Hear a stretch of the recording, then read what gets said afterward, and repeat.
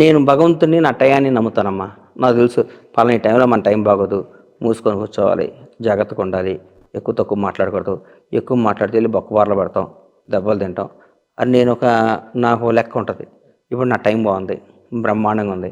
రాబోయే రోజులన్నీ మంచి రోజులే. నేనేం చేసినా సక్సెస్ అవుతా అని నమ్మకం నాకుంది కాబట్టి నేను మంచి మంచి నాకేం కావాలి?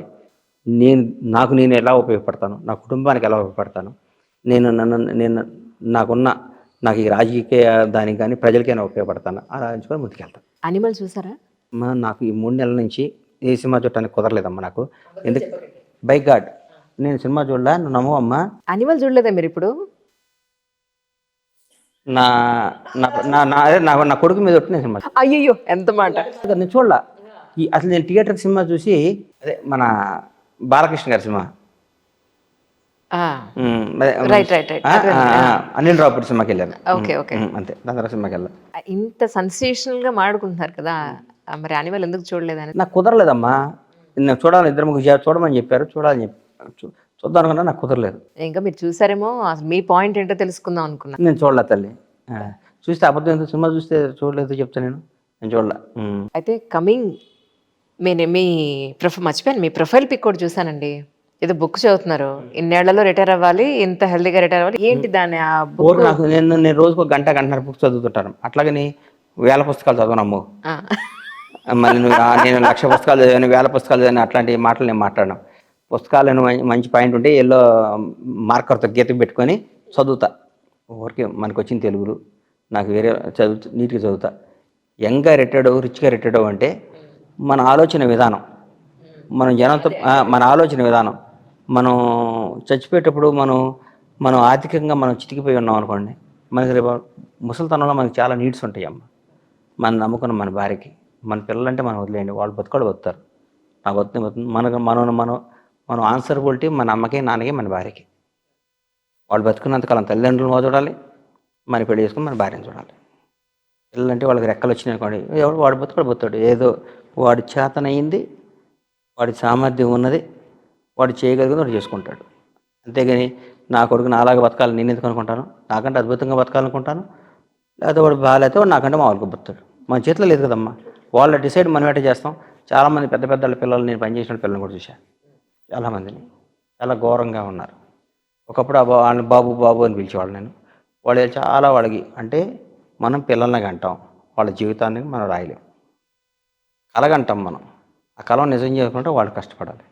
అంతేగాని నా పిల్లాడు ఎట్ట బతకాలి, నా పిల్లాడు కూడా ముఖ్యమంత్రి కావాలి, నా పిల్లాడు మంత్రి కావాలి, నేను ఎమ్మెల్యే కదా, నా పిల్లాడు ఇంకా కావాలని మనం అనుకుంటే అది అయ్యే పనే. కరెక్ట్.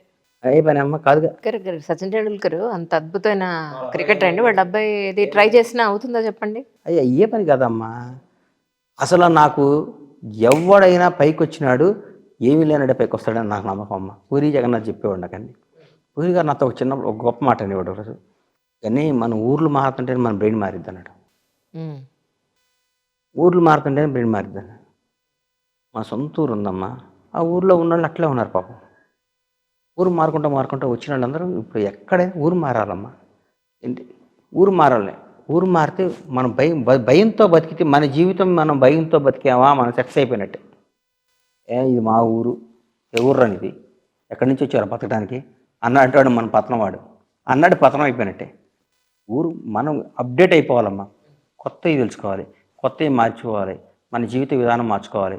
అంతేగాని నాకు చిన్నప్పటి నుంచి కారు ఉందంటే వాడు కారులోనే ఉంటాడు. చిన్నప్పుడు సైకిల్ దొక్కినాడు కారు కొంటాడు చూడండి, ఆ కిక్కు వేరు కదమ్మా. ఆ కిక్కు నేను అనుభవించి అంతేనే కదమ్మా. ఎవరైనా చూడండి అమ్మా, ఎవరైనా చూడండి. ట్రూ. ఇది అదే కదమ్మా బ్యూటీ ఆఫ్ కాంగ్రెస్. కష్టపడ్డానికి ఎప్పుడు పీఠం ఇచ్చారు, వారసత్వానికి ఎప్పుడు పీఠం వేయలే. ఇక్కడ సిద్ధరామయ్య గారు మామూలు ఒక చిన్న రైతు, 4 రోజులు వేరే పార్టీలో ఉన్నారు, మా పార్టీకి వచ్చారు, కష్టపడ్డారు, ముఖ్యమంత్రి అయ్యారు. ఎవరైనా వారసత్వం ఎప్పుడూ ఇక్కడ ఎవరికి ఇవ్వాల? రాజశేఖర రెడ్డి గారిని కానీ, కిరణ్ కుమార్ రెడ్డి గారిని కానీ, మరి చెన్నారెడ్డి గారిని కానీ, ఎదురుమల్లి జనార్దన్ రెడ్డి గారిని కానీ, మహానుభావుడు కోట్ల విజయభాస్కర్ రెడ్డి గారిని కానీ, పనిచేసినాడికి అందరం ఇచ్చే పార్టీ కాంగ్రెస్ పార్టీ. ఇక శ్రమను దోచుకోదమ్మా.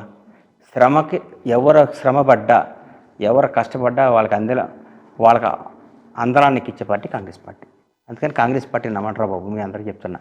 వేరే వాళ్ళ దగ్గర చేస్తే బానిసత్వం అయిపోద్ది. మా దగ్గర చేస్తే వారసత్వం కాదు, రాజసత్వం ఇది, రాజరికం ఇది. ఇక పవర్ ఉంది కాబట్టి నీకు పదవి ఇస్తారు.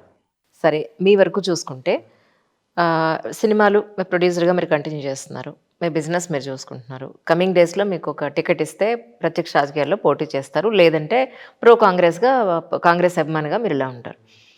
మీ రిటైర్మెంట్ లైఫ్ని, లేదంటే ఒక 60 ఏళ్ల తర్వాత, ఇంకొక 10 ఏళ్ల తర్వాత మీ జీవితం ఎలా ఉండాలనుకుంటున్నారు? నేను చచ్చిపోయేదా పని చేయాలనుకుంటున్నానమ్మా. నాకు పని చేయకపోతే పని చేయటం ఆగిపోయిన రోజు నేను చచ్చిపోవాలి. నేను పని చేయకుండా కూర్చున్న రోజు నేను చచ్చిపోవాలి. పని చేసినంత నేను బతికినంతకాలం పని చేయాలి. నేను ఊరికే ఉపయోగం లేకుండా ఒకరోజు పని చేయకుండా అన్నం తిన్న రోజు కూడా ఆ రోజు నాకు బతుకు అనవసరం. నాకు పని చేయకుండా బతకడం అనేది నేరం. మా సొంత పెద్దనాన్న ఉండేవాడు, మా సొంత పెద్దనాన్న, మా నాన్నకి అన్నయ్య. ఆయనకు 36 ఏళ్ళకి హార్ట్ అటాక్ వచ్చింది. ఎప్పుడో అయ్యో ఏముందిలే మనిషి అన్నాక హార్ట్ అటాక్ రాదా? అలాని కదా, అంత చిన్న ఎవరికైనా వచ్చింది. ఆ రోజు నుంచి మొన్న ఈ మధ్య ఒక ఆయనకి 80 ఏళ్ళకి చచ్చిపోయాడు. అప్పటి వరకు ఇట్లా కూర్చొని ఉండేవాడు.